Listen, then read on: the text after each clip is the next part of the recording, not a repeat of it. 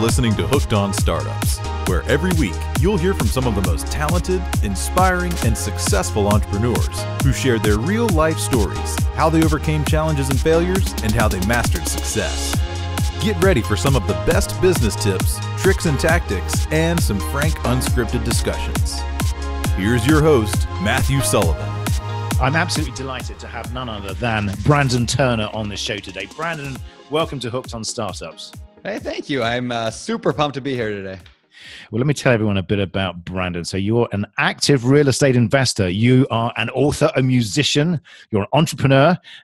You are the co-host of nothing other than the most popular real estate podcast on earth, which is the Bigger Pockets podcast, with more than 40 million downloads. You know, that's quite a lot. I mean, followed quickly by the Hooked on Startups podcast. Right. Yeah, right below it. Right behind you. So just you better watch out there. I'm watching. No worries. So you've written several real estate books, including the book on rental property investing and the #1 real estate investing book. And you live and you invest in Western Washington State with your wife, Heather, and your new baby girl, Rosie. So clearly you've done nothing with your life. Clearly. So what got you into real estate investing? Because my theory about real estate investing is you have to be an entrepreneur. So this is my big central question. You have passive real estate investors who invest in things like funds and you know, here's my money, give me a return. But then there are people who want to be active real estate investors. And I think, and I've listened to a lot of the stuff that you've posted, a lot of your videos and your blog articles, but I think that the real skill is actually not just about finding real estate deals; it's having that whole entrepreneurial mindset. And is that what you found from, you know, all the people that you've spoken to and all of your, you know, tens of thousands of subscribers? Yeah, I think so. I think when I got into real estate, it was. There's two types of investors: people who build it from the ground up, and people, are active involved in it, and then people who just have money and they're like, here, just use it, right? The problem is I had no money. I mean, nothing. I was making $9 an hour and basically minimum wage, working in a horrible job. And so I had to be, and anybody who gets into real estate at that point has to be entrepreneurial to get there. Anybody can, if they've got hundreds of thousands of dollars sitting around, anybody can go and throw that into a deal and hope it works out. It's not very hard to just throw money at something. I'm not saying you'll make money, but it's not hard to throw it at something. But if you want to go from ground up, you've got to be entrepreneurial. I think you just have to be. So let's go back. How many years ago was it that you started? I mean, was you like 21 or something? Or? That was exactly it. I was 21 years old. So I'm 32 now. So it was 11 years ago now when I bought my first house. But you don't know much when you're 21. So I knew everything. I knew everything. I thought I knew everything. It's funny how I say to my kids, I have a son who's in his young 20s, and I say, look, you've got to write a book because you know everything. So write a book now before you forget it. That's so true. Yeah, I did not know much of anything. I mean, all I knew at the time was, so I was raised by what we call a garage sale mom. That's what I call it. Like my mom we went to garage sales every Saturday morning. Everyone's got their sale out in their yard. And my mom was really good at negotiating low prices, and that's just what she did. So I was raised to always get the best deal possible. So the only thing I really knew was, well, if I buy something that's really, really cheap, maybe I can sell it again later for a little bit more. And that's my very first deal. It's the only thing I knew was buy something cheap. But what pushed you into real estate? Because a lot of entrepreneurs, they have that fire in their belly, as it were. And it's mainly to do with the fact that I hate being employed, as opposed to that I know what I'm going to do with my life. But did you find that it was something that real estate was clear to you, or was the fact that you wanted to be an entrepreneur, was that the message that was more than anything? Good question. I think at the beginning, it started accidentally. So that first house, I just needed a place to live, and it was cheaper for me to buy than it was to rent at the time. Now, that's not always true. In a lot of areas, that's never true. But in my area, at the time I could buy a house and live cheaper. And then I could also rent out the bedrooms to some friends and live for free. And so that's what I did. And I thought, well, that was pretty easy. I mean, I'm living for free in this house. What if I did this more? And so I started thinking, well, what if I bought houses and then sold them? We call it flipping houses. What if I did that? And I thought, well, I mean, that's a lot better than my $9 an hour job. And so I started buying houses to fix up and sell. So it really was a way of getting out of my job into a self-employment business, essentially, right? Because flipping houses isn't really investing. I mean, we call it that, but at the end of the day, I mean, you're just running a business. You buy something low price, you fix it up, and you sell it for a higher price, just like a guy who buys clothing from China and then sells it in America. Same thing. But how did you find your first house? And so did you go, right, as I'm 21 and I know everything, Yep. I'm going to go and buy a house? Or did you I take was a moment and bowling. say, I probably need to find someone who knows something about this? Yeah, I was bowling actually with a friend, and this friend's sister was there, and this friend's sister happened to be a real estate agent. And so she was just like, hey, you should buy a house, and it's cheaper. And so I said, well, tell me more about that. And so I just sat down with her, and she talked to me about, this is how you get a loan from a bank. And this is back before the market also was crazy. So at the time, when you're 21 years old, you've got no credit, you're working minimum wage, basically you've got nothing going for you, and you call up a bank and they're like, sure, take millions of dollars. Like, they were like happy to throw away money to people like me. So the loan was easy, and the real estate agent really just kind of walked me through that first deal. And I got lucky in a lot of ways, in that, I got a good house. I could have bought a terrible house. I actually bought a pretty decent house that today I would be proud to buy as well. It didn't need that much work to fix up. It was mostly what we call cosmetic, just paint and carpet and those kind of things. It was pretty easy at that point. And and it just kind of flowed that way. I just needed my first house to live in, and I got lucky. It turned out to be a good investment. I think I made $25,000 on that when I sold it a year later. So but did you think at that point, this is it, I'm going to do 2 more houses and then I'm going to retire? Sort of. Here's how I thought of it, and I still kind of think of it this way today. So the first thought was, I'm going to flip houses to get on my job. But I thought, well, how do I get long-term out of working, period, right? That kind of drove me, because I don't really like working that much. So I'm like, how do I not work that much? Or at least how do I not work for someone else that much? And have the ability to do things like travel. I really want to go to Europe to backpack for a while. And I thought, how do I do that? And so the idea came to me, I think I read it in a book, that let's say every house you bought, you made $100 a month left over in your pocket after everything was said and done. After paying all the bills and after setting aside money for future repairs and all that, like everything is all said and done, and the mortgages and all that. If I could just have $100 left over, that's mine to spend. Well, it made it very easy to figure out how I need to give it out, forever out of a job. I'm like, well, I only need about $3,000 at the time. I only needed $3,000 a month to pay all my bills. So I'm like, okay, well, if I was getting $100 per house, I only need 30 houses. So I'm just going to go buy 30 houses. And now it doesn't have to be, I bought a duplex, and I bought a fourplex, and then I bought a 24 unit later on. And so I got those 30 units, and then I said, okay, I'm done. And I went and sat on my couch and said I was retired at 27. I was 27 when I officially retired, so to speak. And how difficult did you find it to raise the capital? So talk me through the mechanics of that, because Sure. Again, I think it's probably, there's a bit more involvement than that. Yeah. I mean, every single deal I think I did was a little different than everything else. And really it all came down to this concept of not saying, can I afford it or can I not afford it? It was, how do I buy this? Like, how do I do it? And I kept asking that question. How do I do it? How do I do it? And a lot of times the answer wouldn't come to me until 3 a.m. when I'm up all night, just sweating, thinking, how am I going to pull off this deal? And yeah, it was tough. I mean, it's a whole lot easier when you have a lot of money than when you're a stupid 21-year-old. But I guess it becomes, as you create momentum, you create credibility, you understand more about what you're doing. Yep. So let's talk about people that come into real estate with funds, whether it's in a 401k or cash or otherwise. And they don't have some of the skills that you've just talked about, because by the virtue of the fact that you're talking about, if I can raise $100 per house, then you're talking about goal setting there. Yep. Without being overt about it. And so what you've been able to do is say, my objective is I want to reach this particular goal within this period of time. And then you've worked backwards to break it down. Yes.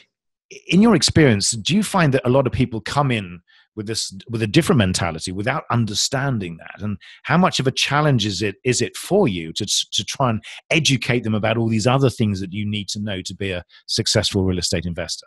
Sure. Yeah. I think, there's different types of people who come into real estate, right? Some people come in and they're just like, I'm just going to do this. And they start throwing money at everything and buying horrible deals that they never should have purchased. And they lack the education component.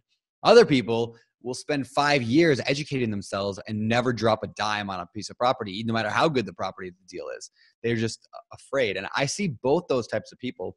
And I think both are very dangerous. I mean, both you can end up bankrupt or at least stuck in a job for the next 80 years of your life. So there's a balance in between there. You have to get education, but you also have to take action. But also, do you find that people get slightly frustrated when you say, look, I've been doing this for 12, 13 years. I've been successful at it. I speak to a lot of people. This is what you need to do. You need to take a step back. You need to put a plan together. Is there a certain amount of frustration where people say, well, hang on, no, just tell me what I need to do? Oh, yeah. Yeah, I get that a lot, actually. Just the other day, some guy hit me up on Facebook Messenger and was like, tell me what I need to do to buy my first property. And I'm like, okay, well, listen to this podcast episode and this one, and then read this short little ebook. I don't have time for any of that. Just tell me what I need to do. Delete. I like walk away from that conversation. I can't go there, right? Like people want an easy answer. They want a simple 6 easy steps to buy your first property. But I mean, yeah, real estate's fairly simple. You buy a property, you make money from it. It's not that complicated of a topic, but people tend to, I don't know, they just want it so simple and so easy. I guess they want it easy. They want it easy, and it's not easy. It never has been easy. It never will be easy. I think that's the big point. I mean, there is this instant gratification Yep. concept that people think real estate, I understand it because I bought my own house. Yep. But I mean, let's go through some of the things that did go wrong, because in all the deals that you've done, I mean, let's just examine where some instances where you were tripped up. Yeah. Yeah. I mean, it happens all the time. One thing I discovered is the importance of being able to analyze a deal. One thing I love about real estate is that you can kind of predict your future in a way. I mean, granted, none of us can predict perfectly what a deal is going to do, but especially with rental properties, you can estimate your cash flow pretty darn well. You can say, okay, I'm going to, rent it for this much. And I know that because of ABC, and I'm going to, buy it for this much because this is what it costs. And I can put this much into repairs because this is what a contractor actually charges. So like most numbers for the future are pretty easy to know. And then you can use some conservative estimates on where do you think the market's going to go. So anyway, the better you are analyzing, I think the easier deals become, the more confident you feel going into it, all that. And so I struggled with analysis at the beginning. I didn't really know what I was doing. I bought stuff because it was cheap. In fact, one of my houses I'm dealing with right now, I'm kind of paying the price for my earlier mistake. I call it my hell house. I bought this house for $42,000, a crazy cheap price. I thought it was a great deal because it was cheap. Yeah. But every time that house goes empty, and it goes empty a lot because I get terrible tenants that trash it every time, I have to put thousands and thousands of dollars into it just to get it back up to where it's passable. It's because I didn't analyze the deal correctly. I didn't buy in a good enough neighborhood. I just didn't know what I didn't know. Yes. That said, do I regret that choice of buying that property? No, because I learned a lot of lessons from that. No matter how much money I lose on that one deal, I'll make way more off those lessons. And so what advice would you give to people that have this desire to get into real estate, but there are so many different courses out there? Because I have a real bee in my bonnet about courses where people end up spending $50,000 on this sort of education where they're kind of sucked in on the basis that this is what you need to know, but if you need to know a little bit more, but that comes at the next level. Next level, the upsells. I hate that stuff too. I mean, Bigger Pockets in general was founded on the idea that you don't need that. I mean, I never took a single course, and maybe the right course could have saved me a little bit of trouble and whatever, but I don't regret not taking one, because I probably would have been sucked into hey, just pay $40,000 for the next level, and then $80,000 for the next level, and mortgage your everything to pay for it. Yeah, I think that stuff is rough. I think you can read a good book or two or three, go to Amazon, find the best books on a certain topic. This is true for any industry, really. Sure. Right. And so go find the best 2 or 3 books on it, and then just study those books. And if you really want more help, what I recommend to people all the time is go find somebody who's already been successful doing what it is you want to do, and find a way to provide value to them or partner with them or whatever. If somebody came to me and they were in my area and said, hey, Brandon, I really want to flip a house. I don't want to make a mistake. Here's what I propose. I will do 100% of all the work. I will raise the money. I will do everything. And I'll split everything with you 50-50. I just need you to make sure I don't screw up. Yeah. I'd be like, all right, we're going to meet, once every couple of weeks and go over your of course I'll do that for, 10, 20 grand, and Sure. I think that applies to any industry. And I think you're right, because a lot of people, and this is, now we're talking about people that have relatively little to invest. So let's take a guy who has maybe $20,000. Mm-hmm. It's very easy to lose that $20,000 just through costs on your first deal. Yep. But this idea that you have of collaboration, of finding someone who's in been successful in real estate, and we can talk about how you can find those people. But your idea is to say, look, I don't know much about real estate, but I can help you with this, this, and this. Can we trade that? Yep. Yeah. Everybody's got an unfair advantage in some way. Everybody got something that they're good at that they can, give value to. In fact, a guy hit me up the other day and said, hey, I have some questions about a real estate deal, but I don't want to come at you empty-handed. I'm a graphic designer. Do you need anything designed right now? I would love to design something for you. I said, actually, yeah, I need a logo for this one thing I'm working on. Great. So he shot me back this logo. It was great. And I spent the next several hours working through this deal with him because he provided good value. And everybody has something like that. Even if it's just, hey, can I run to Home Depot for you? Can I house sit your dog for you? Whatever. There's ways you can provide value to somebody. Or just, if you're looking, we're talking specifically real estate, hey, I'll go find a deal for you. Every real estate investor needs a deal. We all know how to get the deals. Finding deals, there's a handful of ways to find them, but they're not that complicated. But what they require is a lot of work. And most big investors don't want to go and spend hours and hours searching for those deals. So if somebody came to me and said, hey, I want to find you a deal in your market, because I only buy in my market, generally, I would be like, okay, do this, this, this, this, and this, and go find me that deal. And I'd probably even cut them in on it because they did all the work. And I think that's a very, very good approach, because I've seen a lot of people going to meetup groups, and where every week or every 2 weeks, they'll go to this group and they'll be machine gunned with a whole bunch of different information. It's very difficult to process that and to make it relevant to you. Yeah. The idea of almost interning, as it were, yep. Being a retired internee, where you say, look, I don't understand your business. I want to understand, tell me what to do. I think that's a fantastic idea. It's a great way of actually providing value and understanding what happens behind the scenes.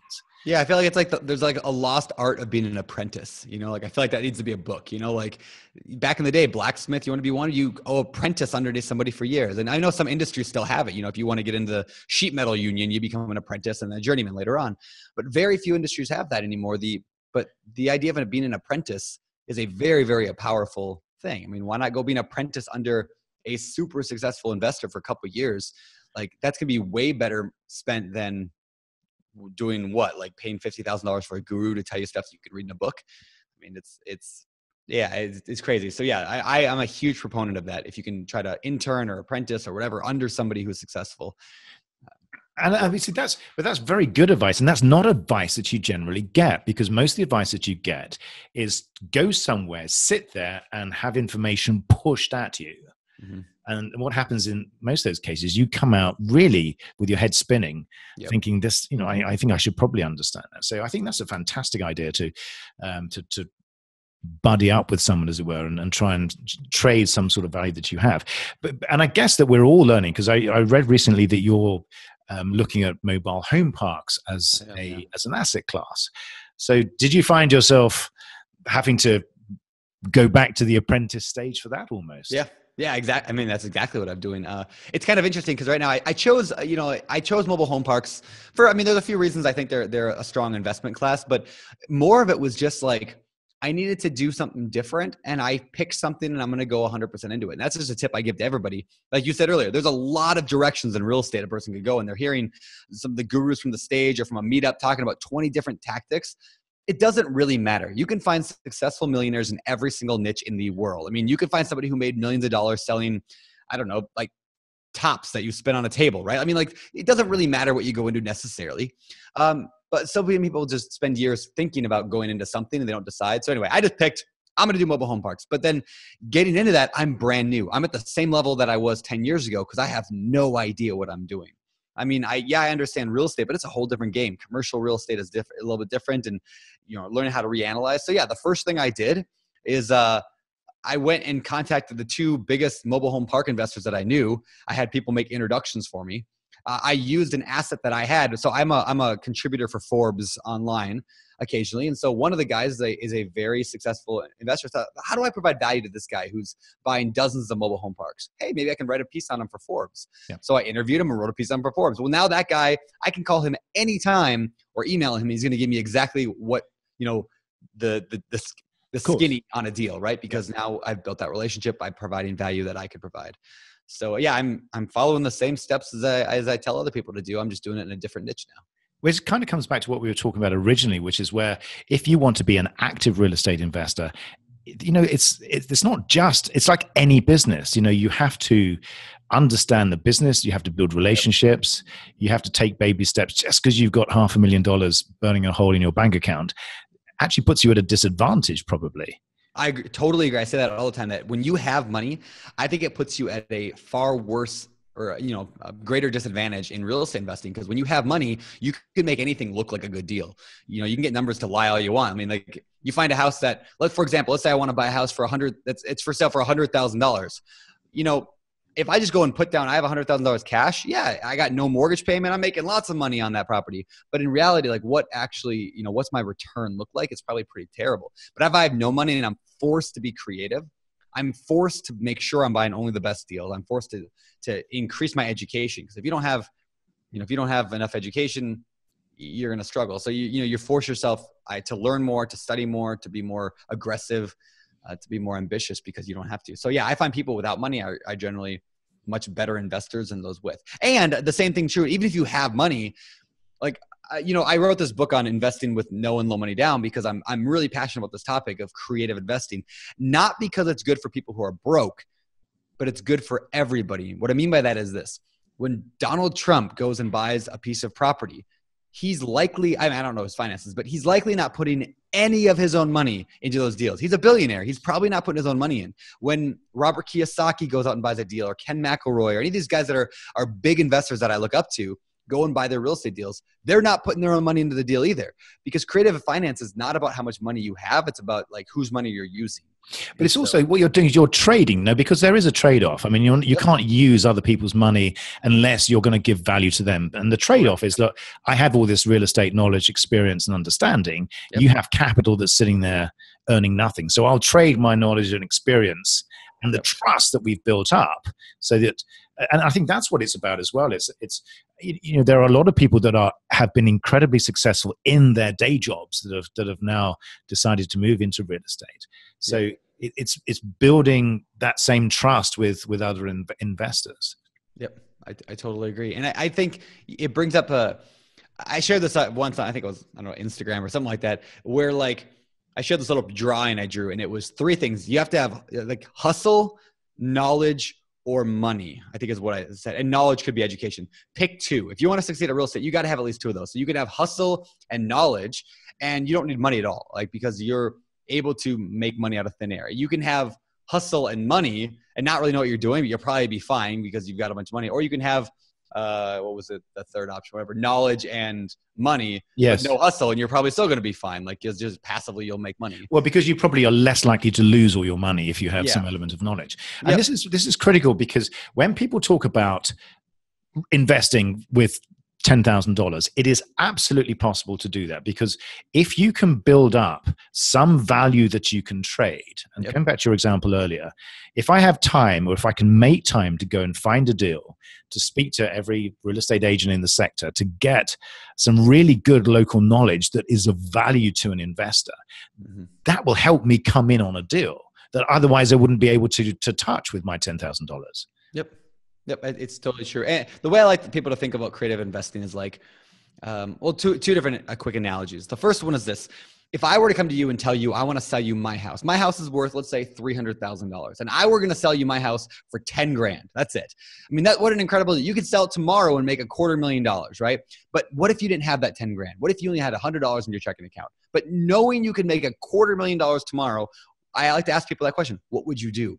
And when you really start to think about it, people come up with some really clever ideas. I'd go get a line of credit from the bank. I would work with my mom. I would do all those answers are the exact same answers that we use in larger real estate deals too. It's just, if you have a good enough deal, you'll be able to fund it. Is kind of the crux of that. And the second thing I like to the kind of analogy to use is creative investing is kind of like a toolbox where if you only have one tool in a toolbox, you have a hammer, there's very few projects you can take on. You can hit a hole in the wall, you can hit a robber if they come in your house, but that's about it. But if you got a hammer and a saw and a drill and a screwdriver, now you can, fix a plumbing leak and, build a shed. And if you got a jackhammer and everything else, you can build a house. And the more tools in your toolbox, the more projects you can take on. Same is true for creative finance or any kind of financing real estate. Is the more you have in your mental toolbox, the more knowledge you've gained on different ways to invest, the more projects you'll take on. And the easier you'll find financing, the easier you'll find everything, the more tools you have in your toolbox. So is it that the secret of successful real estate investing is that there are no secrets? Yeah, definitely. I mean, like what's funny is that very little of what I don't think I've ever taught anything new ever. I'm a marketing guy. Like I like marketing. I mean, this is kind of what I do at Bigger Pockets. And I've always loved marketing. And so I put names to things to make it sound like it's something new. It's not new. None of this is new. I mean, like, for example, I coined the phrase house hacking back in the day, which means when you live in one unit and rent the other units out, you buy like a duplex and you live in half of it and whatever. Like this has been done for thousands of years. I mean, like this is a very common thing, but I called it house hacking. Now all of a sudden everyone's like, wow, have you heard about this new thing called house hacking? No, it's not new. And I could charge you $997,000 or whatever for my course on house hacking. And you're going to think you're getting something special. You're not. You're just getting repackaged information, which is all the real estate industry. So like, yeah, I mean, nothing's new. It's all been done for thousands of years. But the flip side to that, if you excuse the pun, is that with proper research and application, anyone really can be a successful real estate investor if they've had some success in other fields. Yeah, definitely. Well, what I find is funny is like real estate is, people don't look at it as like a business. I didn't look at it for a number of years. This may have been one of the early, like biggest mistakes I made, was I looked at it like it was this thing, like a hobby or like, just like something that I was working on. And I never realized, wait, real estate is a business just like the guy who buys clothes from China or the person who's opened a plumbing company. Like when you treat it like a business. So for years, I didn't read business books. I only read real estate books. And my business didn't start improving dramatically until I started reading business books, things like The E-Myth or Getting Things Done by David Allen, or I mean, even like Rich Dad, Poor Dad. And like when I started reading those business books, The Lean Startup is a fantastic book. Yes. Once you learn those things, they apply to real estate, and then real estate becomes a business that you can improve, and it makes a lot more sense. And I think that really resonates, because this concept, people do think of real estate as something that's not a business because they feel that they are very, they know real estate because they live in a house. Maybe they bought a house, as I was saying earlier. Yep. And one of the quotes that you talk about in one of your other articles is Hal Elrod. Yep. And where if you can understand that real estate is a business and not a hobby, and it's not a given and it's not a shoe-in, and it comes with all the same risks and rewards as a business. And how, do you remember that quote from Hal Elrod, the idea of the process? If you create the process. If you define your process and commit to it for an extended period of time, the results take care of themselves. Hal Elrod said that. So think of anything like, think of sit-ups, right? You could have a goal of getting, not sit-ups, but six-pack abs. You could have a goal of getting these really sexy abs, right? You could put a picture on your wall. You could do, tell all your family and friends. You could say morning affirmations about having a six-pack. But that's not what gets a person a six-pack. There's one thing that gets you a six-pack. Well, two things: diet and exercise, right? We all know that. That's the process. So people focus so much on the goal and on what they want to achieve, when really all you need to do is focus on what does the process look like for six-pack abs? What does it look like for real estate investors? And so what I like to suggest is, in a business, like any business, there's processes you go through. So for real estate, if you can analyze a bunch of deals, if you can get leads, like somehow, there's a lot of ways to do it. If you can analyze those leads to find out what number makes it a home run deal, because remember, home run deals are easy to finance. Once you get a good deal, they're easy to finance. So what number makes it a good home run deal? And then make that offer. And 90% of the time your offer is going to be rejected. You're going to get a big fat F on your paper, right? And so in high school, we learned that that's a terrible thing and you're an idiot if you get an F. But I fail all the time in real estate. I make offers all the time and I get rejected. That's okay, because I know that, if I can fail 90% of the time, it means 1 out of 10, I'm going to get accepted. And that means I make 10 offers, I get a house, one step closer to wealth, financial freedom, all that. So It's thinking of it not like a hobby, it's like a business. And that's how the most successful business owners I know treat their business. Exactly. So therefore, when you see these adverts for, become a real estate gazillionaire in 3 simple steps, just download my course. Yep. That's not something necessarily that people should be focusing on. Yeah, probably not. I mean, I think there's reasons to, I don't want to tell anybody to go to one of those guru seminar things because they're just going to upsell you, and they're very, very good at manipulating emotions. Well, let's talk about your book. This is not a, Sure. This is because clearly, when you publish a book, you put a lot of thought into it. Mm-hmm. And a lot of the information that comes into your books is clearly from your own experience. Sure. So would you say that, the general book, your number one real estate investing book, what are the key messages that come out of that Sure. that can help people? Sure. Yeah. The book that seems to do really, really well is the one I wrote called The Book on Rental Property Investing. It's been always number 1 or number 2 since it came out in Amazon for real estate books. Really, like the whole book was designed to be hey, step 1, you need to do this. Step 2, you need to do this. But by the end of the book, you should have a property. My goal was just like, how could I write a book that somebody would never have to read another book or attend any seminar, guru course, whatever? Like, how could somebody get every piece of information needed to buy that first property? So yeah, there's a chapter on pretty much every single topic you can imagine. Now, that said, I will also say that one of my favorite quotes is from a guy named Derek Sivers. He ran CD Baby back in the day, and he said, "If more information was the answer, we'd all be rock stars with 6-pack abs." That's right. I remember that. Yes, exactly. Yeah, I love that quote because it's like the information's there. You need that, and I believe that's very fundamental. But you also need there's something else that drives entrepreneurs forward. And if you don't have that, you're going to struggle. You could have all the information in the world how to get a 6-pack, but you're not going to do it if you don't have that guts or whatever you want to call it to go out and actually exercise. So how do you get that? I don't know. Well, again, you talk about dead space. Yep. And it's about application. So I think it's very important just to if you are on the path of investing and you're wanting to learn how to learn to be an investor. And this, I love the concept of dead space. What is that?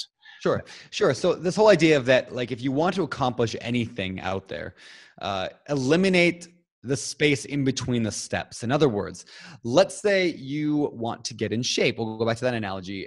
You could go to the gym on a Monday and then 3 weeks later go to a racquetball court and play some racquetball. And then 3 weeks later, maybe, go and jog a little bit. That's likely not, there's so much space that's dead in between there that change never really happens. The same is true for, every single thing you can pretty much imagine. Imagine reading a book, right? You could read 1 page and then put it down for a month and pick it up again. So the question is, how long does it really take to read a book? In reality, if you ask people that, how long does it take you to read a book? They'll be like, I don't know, usually about a week. Like, wow, you're a really slow reader. That's 168 hours. And they say, well, no, I read it 10 minutes before bed every night. Okay, so if you want to read a book, it really takes 4 hours about to read a book. So if you just eliminated all the dead space in any project, you'd finish it in 4 hours. So what I advise people to do, again, no matter what business, you could be in real estate, you could be in anything, is if you want to accomplish more, eliminate the dead space. And the easiest way to do that is make sure you're taking daily consistent action towards your goal. Otherwise, weeks and weeks and weeks will go by and you'll never accomplish anything, not from lack of ability, but you're just not working on the important stuff. So I would rather tell somebody, to work 5 minutes a day on their real estate ambitions than to spend, 4 hours diving in every few weeks, because you need that momentum of every day. Just eliminate the dead space, eliminate it, and you'll accomplish so much so fast. And this really comes down to what a lot of success is based on these types of habits. Yeah. And it comes back to the point, to be a successful real estate investor, you have to be successful at being a real estate investor. Yep. I totally agree. Yeah. The same habits apply to everything. And that's, again, because real estate is a business. So, that's why it's important for real estate investors to read business books, is because it is a business and it all applies. So, again, dead space, did I make that up? I coined the term. Did I, from a marketing standpoint? But it's just the concept of just taking action consistently and daily. I set a goal like, hey, for the next 90 days, I'm gonna set aside 10 minutes every day for the next 90 days to work on this one project. Like, do you think you'll be further along than you were when you started? Of course you would be. Like, if you just work on the right things consistently. But this is not stuff that you're regurgitating from, I hope not. I don't think I've ever read. Well, no. What I mean, though, is that this is stuff that and you speak passionately about because it comes from the school of hard knocks. Yeah. I mean, I'll give you a perfect example. Like in the mobile home park thing, I decided I was going to do that in January. We are now recording this in August. Does it really take me 8 months to start making offers on a mobile home park? Of course not. It should have taken me a week. I filled the last 8 months with a lot of dead space.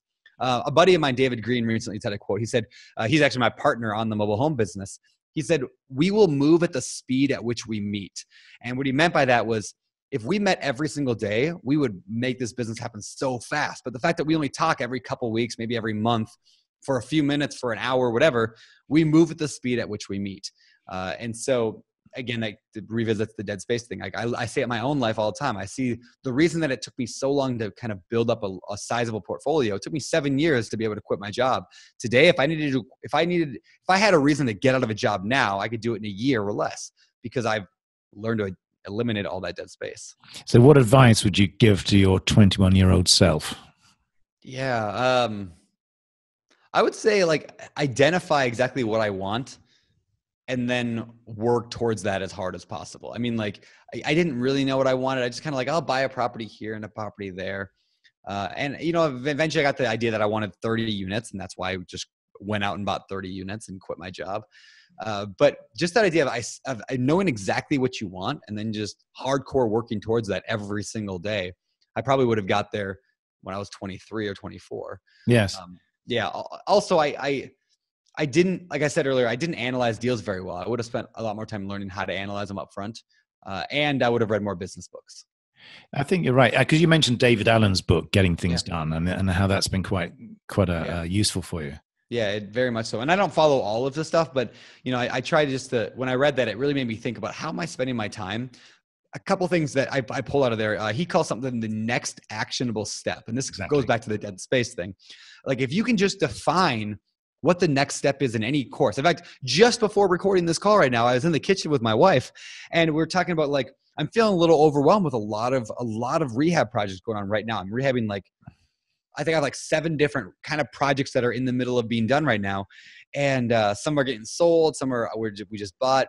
And I'm like, I'm just kind of feeling overwhelmed. And she said, well, let's sit down and define the next step for each one of these. I said, okay, let's do that. Yeah. So we just, okay, well, and what was funny is that with most of the projects, the fact that I was feeling kind of anxiety over it is because I just had not identified what the next step was. And in like 5 out of 7 of the cases, the next step was simply to send a text message. That was it. Like, how much easier? You got it written right here. Like, all I had to do was text Tracy, text Robert, text Andy, text Lance. And like, as soon as that text was done, it's off my shoulders. It's off my whatever plate and somebody else.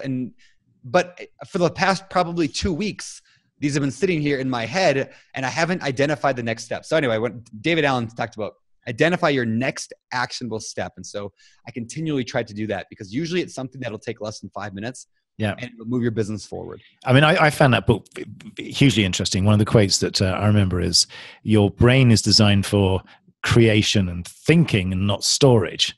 Yeah. The moment I read it, I thought, I have been stupid for all my life. Because if you can just write stuff down somewhere and know where it is, then you don't think about it. So you can actually, so that's a great book, sort of, so there's 2 books people should buy, yours and David Allen's. There you go. Yeah. Anyway, but listen, Brendan, I have more questions for you. Sure. So this is my questionnaire, which I borrowed from James Lipton, who was made famous for the Inside the Actors Studio. So I have my 10 favorite questions here. So the first one is, what is your favorite word? Favorite word. I'm going to go with my favorite word to say, and I try to throw it into as many conversations as I can, is dichotomy. I love the word dichotomy. It just sounds so good. Rolls off the tongue. It's brilliant. No, yes, I can see that. I can, it's a word that you have to build. Yeah, you do. And it's hard to find the use. Just today, I was watching a video from Mike Rowe, who has a podcast called The Way I Heard It or something like that. And I was watching this video by him and he used the word dichotomy, but then he said it was dichotomous. And I was like, oh, dichotomous. That's a fancy variation on dichotomy. Anyway, dichotomy. What is your least favorite word? I'm going to say, I'm going to judge myself for this one, but like, I just did it. Like, the word like, I use it way too much. Everyone uses it way too much. But like, we just can't help but like say it. So. Just think of all the years you'd get back if you didn't say like. I know. I would like save like thousands of years. Like. And so what are you most excited about right now? Right now, man, from a personal standpoint, my little 14-month-old baby girl, like every day I'm excited to see what she's doing. Yeah, it's so cool to watch them grow up because every day it's something new. So personally, I'm so excited to see her grow. Business-wise, man, I'm excited about a mobile home park. Like I feel like a newbie again, where I'm looking for my first deal and I'm analyzing them and jumping in. And I'm excited for that because it just takes it to a new level. I'm starting over, but at a whole different level. Wonderful. And what turns you off right now? Meetings. I don't like meetings. Yeah. I used to have a lot of meetings and I've gotten rid of like most of them. And what I mean by that is just like pointless, like status meetings, you know, like we're all going to get together and talk about the status of this one thing. Like, I'd rather be like, just send me an email. Also phone calls in general. Look, I've got one of the more popular podcasts out there and I do these interviews every week and you and I are talking just fine now. If you call me, I won't answer it. I hate the phone with a passion. Just recently, I read this book, reading a book called The Success Principles by Jack Canfield. And there's a chapter in there on fear. And I was like reading that. I'm like, I'm not afraid of anything. I was like, these people are weird. All these examples of people like, I'm afraid of the stairs. And I'm like, what's wrong with these people? And then I realized, I think my hatred of the phone could be classified as a fear. I just don't like it, but I think I'm afraid of it. Wow. Well, yeah. I'm with you there. It's that, you just don't know what's going to happen. Exactly. Yeah. I'm like, I don't know. Text me and then I can respond to it when I want. You can't fast forward to the end of the conversation, can you? Exactly. You're stuck on this call and you can't see them and you don't know what's going on. I don't know. Yeah. The phone, I get anxious every time the phone rings. I'm like, ugh. So what sound or noise do you love? Oh, wow. That's a really good question. Right now, again, I'll go back to the personal side. Right now, a 14-month-old baby's laugh when Fantastic. I like, oh my gosh, it's so good. And what sound or noise do you hate? She's teething. So I'm going to say that baby whine that everyone hates. Yeah, I know. It's not the sound of your phone ringing, is it? No, that's on vibrate 24/7. If I hear that thing ring, I'll throw it out the window. And which leads me on to the next question. What is your favorite curse word? Good question. I'm going to go with this is like PG level curse word, but I say it all the time. I say dang it. And like, not like DANG space IT. It's like more like DANIT. It's dang it. Yeah. Like I say dang it all the time. I don't know. That's just my. That's the universal word. And you can substitute anything you like for that depending on your mood. Yeah, pretty much. Yeah. Yep. That's brilliant. So what profession other than your own would you love to attempt right now? I want to be a pilot, actually. I would love to be a pilot. I started making moves there. I kind of slowed down because of dead space. I mean, to go back to that, right? I'm going to be a pilot someday. I'm going to learn how to fly. But the last time I went flying was 4 months ago. The time before that was 6 months before that.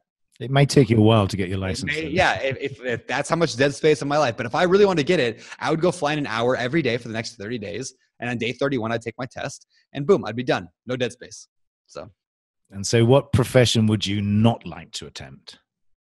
Telemarketer. I hate that phone.